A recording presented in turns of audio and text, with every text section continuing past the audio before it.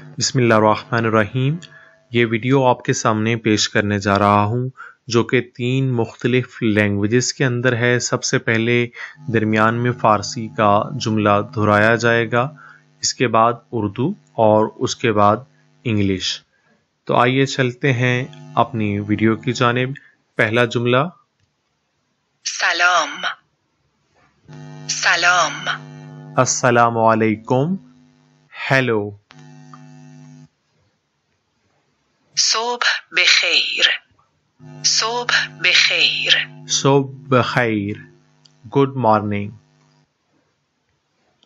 आस्र बखैर आस्र बखैर, दोपहर बखैर, गुड आफ्टरनून।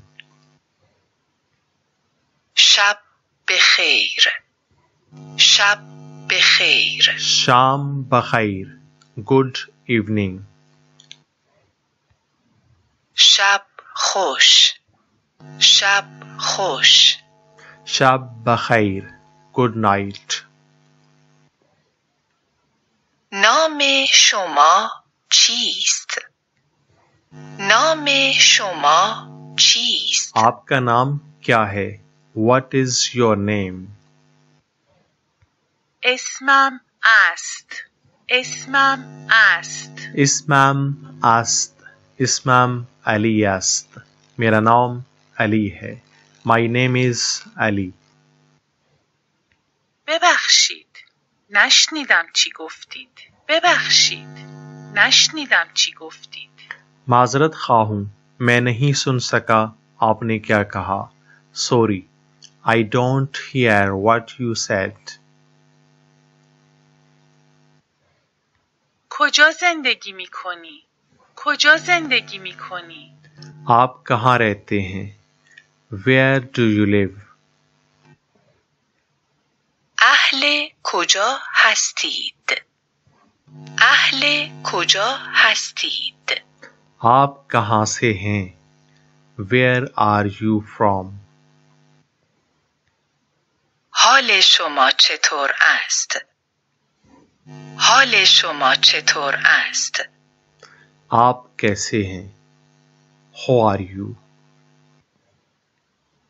خوبم متشکر خوبم متشکر, मैं ठीक हूँ, शुक्रिया।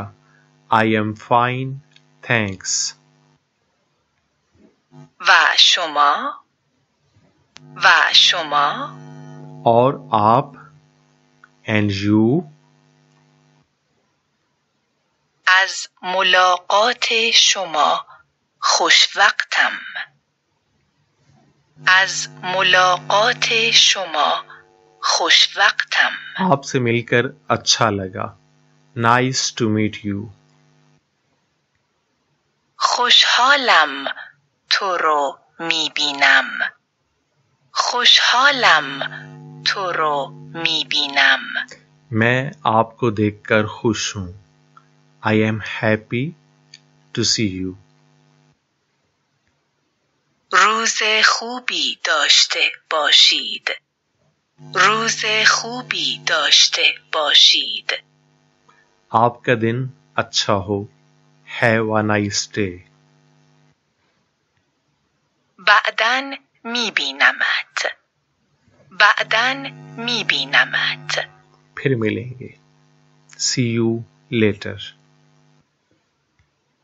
فردا میبینمت فردا میبینمت, कल मुलाकात होगी।